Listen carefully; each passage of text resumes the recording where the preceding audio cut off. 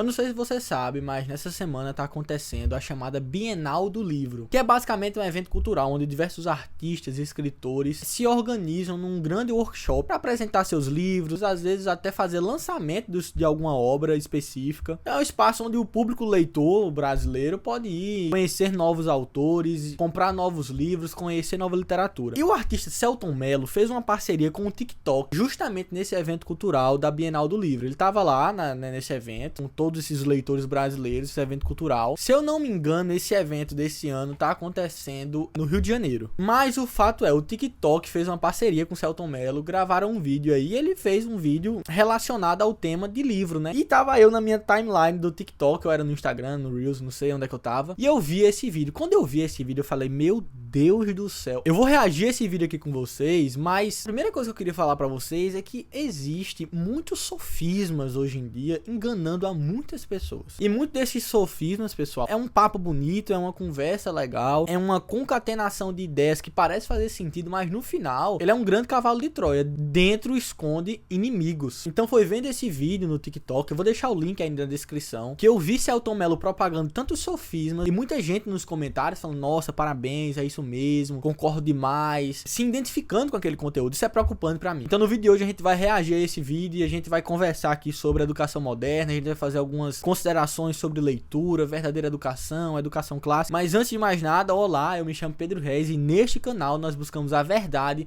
com o auxílio da graça de Deus. Gente, eu queria começar falando aqui de maneira muito breve. Esse vídeo é uma grande mentira. Cada frase que ele fala nesse vídeo é uma grande mentira e uma construção de algo no seu interior que é extremamente danoso e mentiroso. Vamos reagir aqui agora, frase a frase, desse material aqui que Selton Mello postou junto com o TikTok. Vamos lá. Sabe o que ninguém te conta sobre ler? Não sei o que é que ninguém me conta. Vamos ver, né? É que você pode passar dias sem abrir o livro. E ainda assim, vai continuar sendo leitor. Vamos lá. Aqui, pessoal, já é uma frase extremamente perturbadora. Você pode passar dias sem ler um livro e ainda assim continuar sendo um leitor. Vamos lá, pessoal. Essa primeira frase já é problemática. Eu ainda admito essa frase. Pode ser verdade. Porque às vezes, né, a leitura ela é uma circunstância na nossa vida. Às vezes a gente tá com uma meta, uma fase diferente. Às vezes a gente passa um período sem ler, mas ainda assim sentindo muito a falta da leitura. E tudo bem. O problema são as frases que ele começa a desenvolver a partir desse argumento.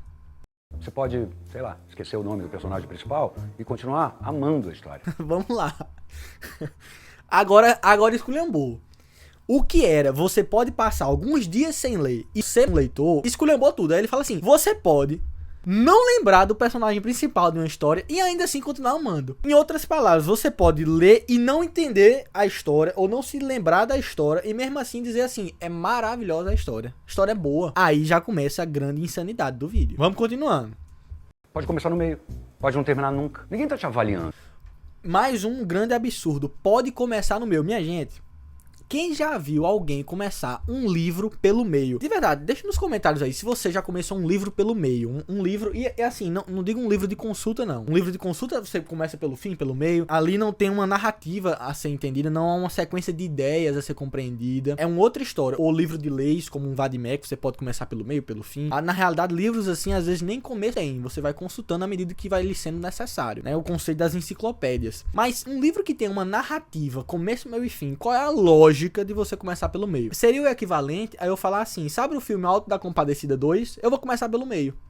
Ah, por quê? Não, porque pode começar pelo meio. Ninguém tá me avaliando, não existe um método certo de assistir um filme. Eu posso começar pelo meio, posso começar pelo fim, quem sabe assistir de cabeça pra baixo. Isso é uma completa insanidade. Vamos reagindo frase a frase, depois a gente vai construir a ideia de onde é que surge isso aqui. Isso aqui é uma insanidade, mas não é uma insanidade aleatória. Ela é uma insanidade que tem nome, que tem sobrenome, que tem um fundamento filosófico por trás dessa ideia. Vamos continuar. Entendeu? Não tem prova no fim. Às vezes você lê 3 páginas e sente tudo. Às vezes lê 50 e não sente nada. Às vezes você lê 3 páginas e sente tudo. Às vezes você lê 50 e não sente nada. Faz parte. Faz parte. Vamos lá. Aqui já é uma perspectiva lógica mais arraigada, próprio romantismo mesmo. A perspectiva de que a gente precisa sentir as coisas, né? Então o guia aqui pra Selton Mello não é a busca pela verdade. O que guia a leitura dele aqui nessa fórmula é o sentimento. Então se você lê 3 páginas e sentiu tudo, ok. tá tudo certo. Mas às vezes você lê 50 páginas e não sente nada, ou seja, foi ruim essa leitura. Então percebe que ele coloca a leitura de 3 páginas que sente como uma coisa superior do que a leitura de 50 que não sente nada. Isso significa que o sentimento, a experiência de sentir pra ele, é aquilo que determina e guia o seu processo de leitura. O que é a influência óbvia do romantismo. E aqui eu nem culpo tanto, porque o secularismo tá tomado desse romantismo. Inclusive existe romantismo na própria teologia. Mas vamos seguir. Tem dia que o livro vira abrigo. Tem dia que ele só vai e volta na bolsa. Tá tudo certo. Tem dia que o livro vira abrigo, tem dia que o livro só vai e volta na sua bolsa, né? Então traz aquela perspectiva bem desleixada do livro, né? Às vezes não existe, você pode perceber que não existe um rigor, não existe uma cobrança pessoal, uma disciplina pessoal que é cobrada por ele aqui nesse vídeo, e ele também não tem nenhum interesse em instigá-la no espectador. Então pra ele a leitura, ela é algo ocasional, ela é desprovida de qualquer espécie de regra, de regramento, enfim. Vamos continuar seguindo. A gente aprendeu a transformar tudo em objetivo, objetivo, objetivo. Pronto. Aqui ele abre tudo, né? A gente aprendeu a transformar tudo em objetivo, objetivo, objetivo. Ou seja, é justamente isso. Ele está querendo instigar no espectador a ideia de que não leia por objetivo. Leia porque você sente. Basicamente isso. Ele quer instigar aqui no espectador a ideia de ler não por regra, mas por sentimento. É uma conclusão lógica que a gente tira porque ele defende na frase anterior essa ideia de sentir, né? Essa ideia do que move a leitura é o sentimento, de sentir prazer na leitura. Então é óbvio aqui que ele encara a leitura como algo ocasional, como algo esporádico que lhe dá prazer. A leitura lhe serve como um prazer. É livro, não é tarefa. Não é tarefa. É companhia. É intervalo. É desvio de rota. É desvio de rota, é intervalo, é companhia. Mais uma vez, são falas extremamente romanescas, né? É uma romantização do processo de estudo, uma romantização do processo de aprendizagem. Infelizmente, ocasiona, por fim, uma espécie de indisciplina que é muito vista no processo de aprendizagem brasileiro. Se o sentimento, a minha emoção em relação ante ao livro é o que guia a minha busca por conhecimento, significa que vai ter dia que eu não vou estar sentindo nada. Na realidade, na maioria dos dias, nós não vamos estar sentindo nada. Isso significa que isso me leva obrigatoriamente a uma indisciplina muito indesejada. Isso porque eu enxergo a leitura até como uma característica arrebatadora, é um desvio de rota, né? Eu tô me desviando das coisas da vida comum e quando você começa a ler, você meio que é arrebatado a uma outra dimensão onde você sente prazer naquilo. Então, é uma perspectiva extremamente romantista da leitura que não condiz com o verdadeiro método de leitura, o verdadeiro método clássico de leitura. E é isso que a gente vai aprender mais pra frente, mas vamos continuar. Se tiver que decorar alguma coisa, que seja apenas isso. Não existe jeito certo de ler. Se tiver que decorar alguma coisa, que seja apenas isso. Não existe jeito certo de ler. E eu te digo, existe jeito certo de ler, sim. Isso aqui é uma mentira. E ele faz, inclusive, ele traz essa perspectiva de decorar até como uma fala arrogante, né? Se tiver que decorar algo, ou seja, ele é contra decorar, não pode decorar. Até porque ele tava defendendo até agora há pouco que você poderia não lembrar o personagem da história e gostar da história. Então ele traz um tom aqui pela prática de decorar até de forma pejorativa, né? Debochada. Só o seu. No TikTok, livros.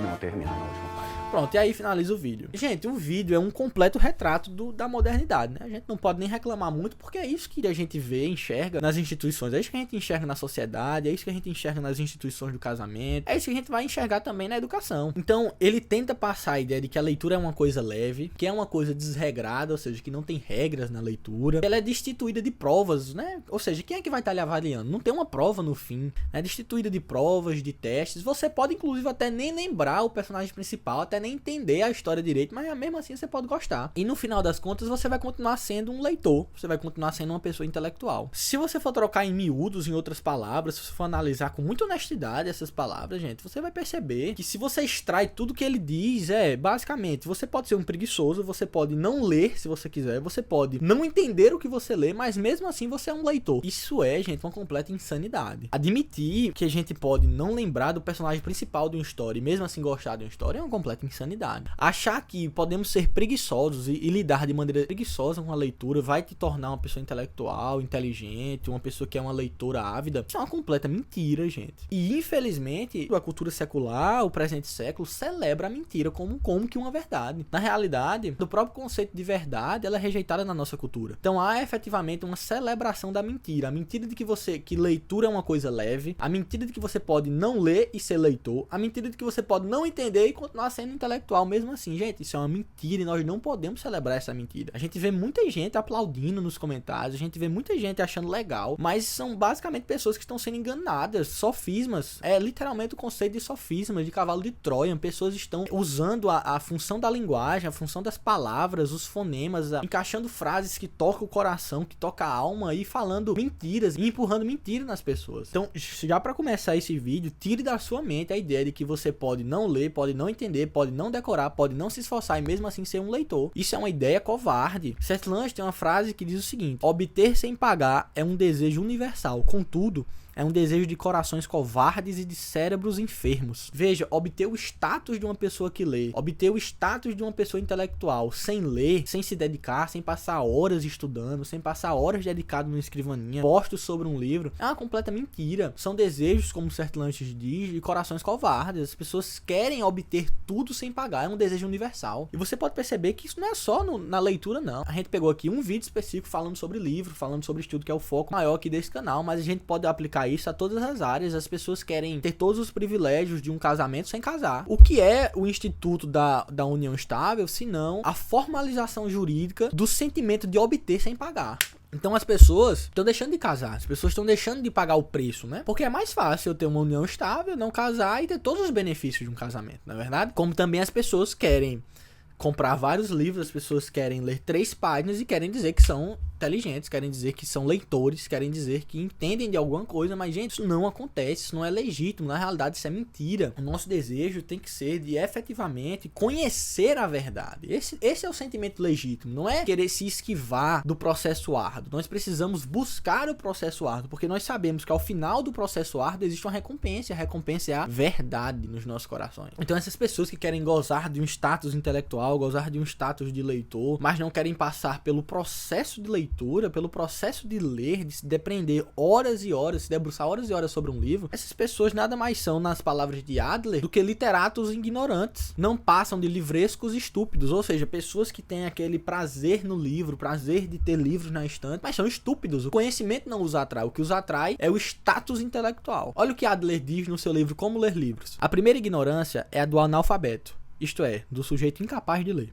A segunda ignorância é a do sujeito que leu muitos livros, mas os leu de maneira incorreta. Alexander Pope os chamava, com justiça, de livrescos estúpidos, literatos ignorantes. Na história, sempre houve ignorantes alfabetizados, isto é, pessoas que leram muito, mas leram mal. Os gregos tinham um nome especial para essa estranha mistura de aprendizado e estupidez. Um nome que pode ser aplicado aos literatos ignorantes de todas as eras. Eles chamavam esse fenômeno de sofomania. Então, pessoal, busquemos nos desencaixar dessa categoria chamada livrescos ignorantes. Livrescos estúpidos, pessoas que gostam de livro, mas o conhecimento não é receptivo no seu espírito. Eles não recebem a verdade. Pessoal, leitura não é uma coisa leve como Selton Mello quis passar. Leitura é algo pesado, é algo árduo. E se você está sendo convencido de que leitura, que vida de estudos, processo de aprendizagem é algo leve, eu quero te dizer que você está sendo seduzido pela preguiça, pelo vício da preguiça. E esses sofismas aí que você busca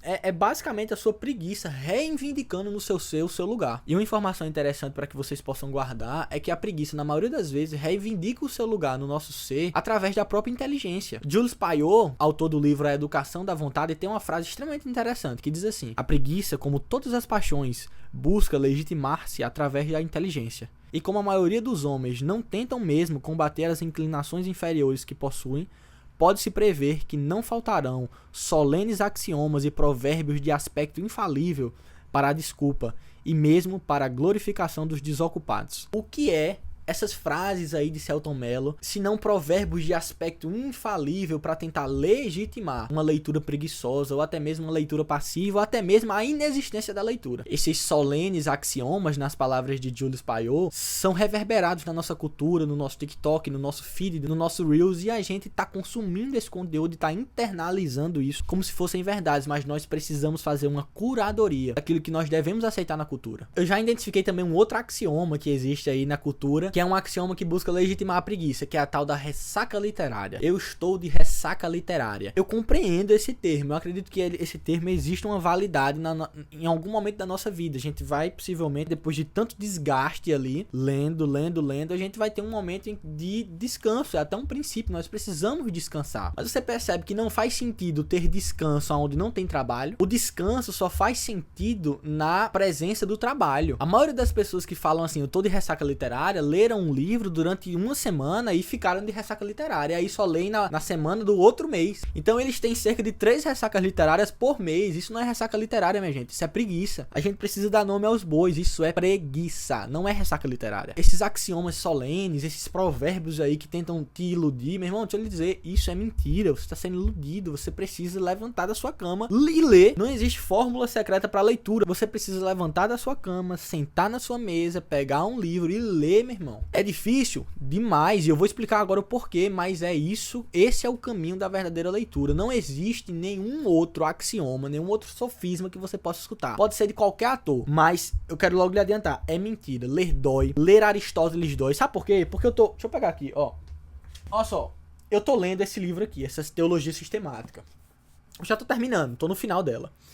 Mas, meu irmão, que livro chato e dolorido pra ler. A minha namorada é testemunha. Eu pensei em desistir já de ler esse livro. Várias vezes. Já pensei em desistir. Inúmeras vezes, na realidade. De ler esse livro. Sabe por quê? Porque ler dói. Ler nos tira de uma zona de conforto. Esse livro aqui tem 700 páginas, se eu não me engano. E são 700 páginas de conteúdo denso. Obviamente é uma teologia sistemática e é abordada de uma maneira histórica e filosófica também. O que torna esse livro extremamente denso. Mas eu sei que eu preciso enfrentar isso aqui pra poder aprender o que eu quero aprender. Muito embora a preguiça queira encontrar um lugar em mim através da inteligência. Quantas vezes eu não já parei pra falar assim, eu já li o suficiente desse livro, já entendi o que precisava entender desse livro, eu vou ler um outro livro. Quantas vezes eu não já pensei isso? Mas nada mais é do que a preguiça tentando encontrar um lugar em mim, uma forma de eu simplesmente abortar essa leitura aqui e não finalizar esse livro. É isso que a gente vai encontrar no nosso dia a dia e a gente não pode se render a esse sentimento. Agora, sabe por que a gente tem essa dificuldade? Porque dentro das características da leitura, a gente precisa entender a evolução histórica. A leitura não é natural pra gente. Na realidade, a leitura é antinatural. A escrita surge, os livros existiram e existem para sanar uma incapacidade intelectual, na realidade, uma limitação intelectual que há no ser humano, que é a perspectiva da sua limitação de memória. A gente não consegue lembrar de tudo. Daqui a 10 anos, possivelmente, eu não vou lembrar do roteiro que eu fiz pra esse vídeo. Eu vou precisar revisitar esse vídeo pra entender as ideias que eu tô passando aqui. Mas o fato é, a escrita ela surge numa perspectiva de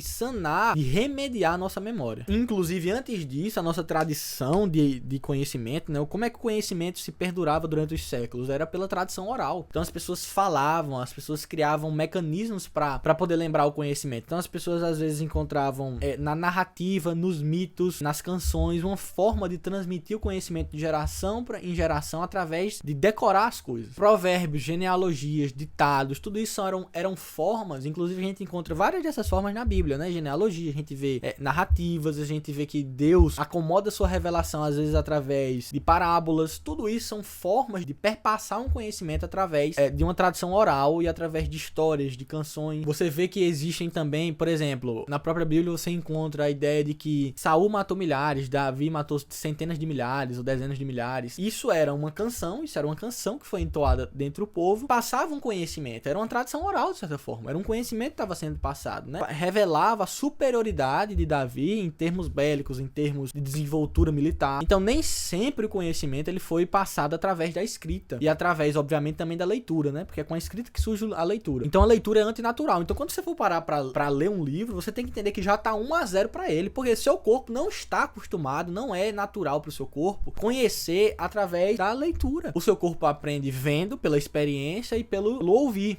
Então, meu irmão, quando o Selton Mello fala assim no vídeo, a leitura não é objetivo, claro que é objetivo, porque antes mesmo de eu pegar um livro, já tá 1-0 pra ele. Eu tenho um objetivo de me desafiar a fazer algo que é antinatural pra mim, que é ler, é passar horas sentado lendo um livro pra conseguir pegar essa transmissão de conhecimento. Então, é um objetivo sim, leitura é um objetivo, tem um objetivo. Então, a conclusão número 1, pra que a gente possa entender isso, é que ler é um desafio pro ser humano humano e exige um constante esforço para que você possa adquirir o conhecimento. Agora, outra perspectiva muito importante em relação à leitura é que boa parte desses sofismas aí que o pessoal fala, que você pode não ler livro, né, e pode mesmo assim gostar da história e ser leitor, você pode não lembrar do personagem principal e mesmo assim gostar da história. Boa parte desses sofismas também se fundamentam numa fuga do que a gente chama da atividade contemplativa. Como assim? Eu vou explicar. A leitura, além de ser antinatural, ela é uma atividade puramente contemplativa. Seth Lunch tem uma frase que a gente vai começar a entender isso. Diz assim: a premissa da vida de um pensador é que a ação externa agita o espírito e o silêncio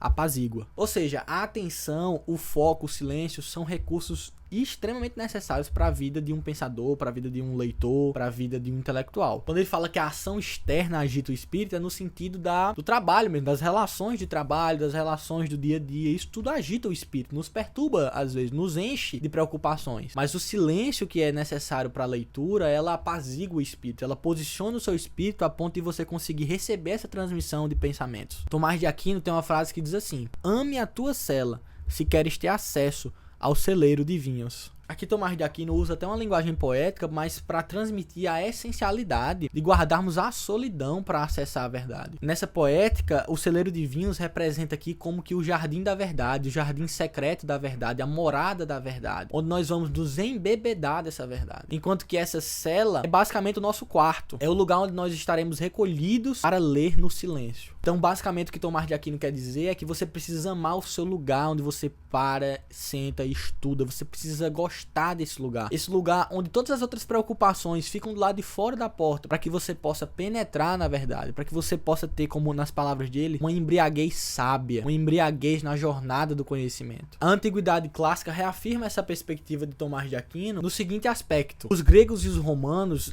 designavam a palavra ócio para aquilo que eles compreendiam como sendo a atividade mais espiritual, mais bela, mais pura, que é justamente a atividade da contemplação. Então, ociar para os gregos e para os romanos era justamente a atividade de você contemplar em busca da resolução dos maiores enigmas filosóficos. Então, se você ociava, você era uma pessoa que contemplava as coisas em busca da verdade. Da mesma forma, a palavra negócio surge justamente dessa perspectiva. Nec ócio é a negação do ócio, é a negação da contemplação verdadeira. O negócio é justamente aquelas atividades lucrativas diretas, né? É o comércio, o artesão que está ali lidando com as coisas do dia a dia, trocando dinheiro, produzindo coisas. Esse é o negócio, é nec ócio, é a negação do ócio. A pessoa não está ali contemplando. O espírito do comerciante, do artesão na época, não era apto à contemplação das verdades. Por quê? Porque ele estava arraigado nas coisas que para os gregos e os romanos eram desprezíveis, que eram as coisas mais básicas do ser, a animalidade do ser, que é se alimentar, que é poder sobreviver. Para os gregos e para os romanos, trabalhar negando o ócio, negócio, era como que uma atividade desprezível, de baixo valor para eles. Para eles, o que era mais valoroso era você não se dedicar a essas causas primárias, era você elevar o seu espírito ao ócio, à contemplação das coisas verdadeiras. Mas acontece, pessoal, que a coisa mais difícil desse planeta Terra chama-se contemplar alguma coisa. Nós vivemos hoje num mundo onde a nossa atenção é disputada de diversas formas. O marketing é fundamentado numa disputa de atenção. A publicidade, a televisão, as redes sociais, tudo é baseado para prender a sua atenção. Então nós somos pessoas extremamente, atualmente, distraídas. Nós somos vencidas pelas distrações que temos. E pessoas distraídas são pessoas que têm espírito disperso e, portanto, são pessoas que negam o ócio. Ou seja, são pessoas que são incapazes de parar a sua rotina para contemplar. E é justamente por isso que quando param para fazer alguma coisa, só dá para ler 3 páginas. Por quê? Porque seu celular já tá apitando para você fazer outra coisa. Ou alguém já tá te chamando para fazer alguma coisa,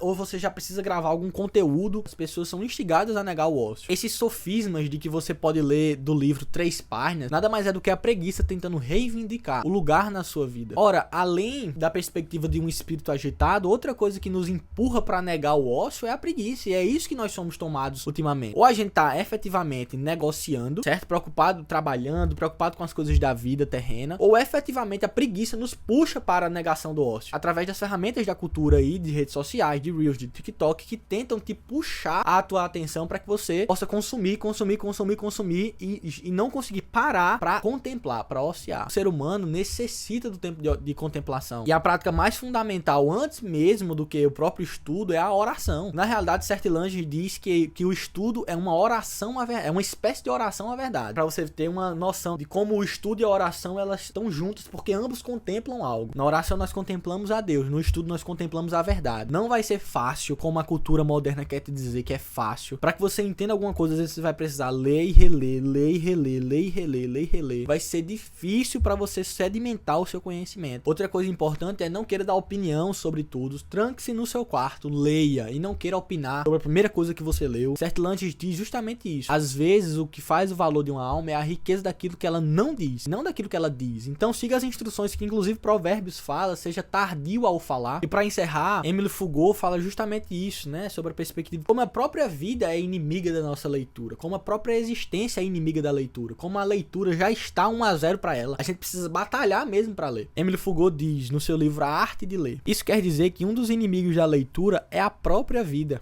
A vida não é leitora, já que não é contemplativa. A ambição, o amor, a avareza, os ódios, especialmente os ódios políticos, os ciúmes, as rivalidades, as lutas locais, tudo que faz a vida ser agitada e violenta repele prodigiosamente a ideia de ler alguma coisa. Então, irmão, tudo na vida moderna nos instiga a não ociar. Eu acredito que existem pessoas que estão buscando a verdade, que estão se submetendo à verdade, sabem que a verdade só serve àqueles que são seus escravos. Eu já falei isso num vídeo que eu comento sobre a vida intelectual, o livro que mudou a minha vida em relação à perspectiva de estudos, e Sertilanges diz justamente isso, que a verdade só serve àqueles que se fazem seus escravos. A verdade não é algo que se deixa ser usado ao bel prazer, ela exige sacrifício mesmo. Mas é isso. Então, pessoal, esse é o vídeo de hoje. Eu espero que você tenha gostado desse vídeo. Se você gostou desse vídeo, deixa seu comentário aí embaixo, deixa o gostei. Quando você deixa o gostei aqui embaixo, o YouTube reconhece que você gostou do vídeo e passa a te recomendar mais na sua timeline. Então é isso, não esquece de deixar o gostei. Sem mais nada pra falar, Deus abençoe vocês.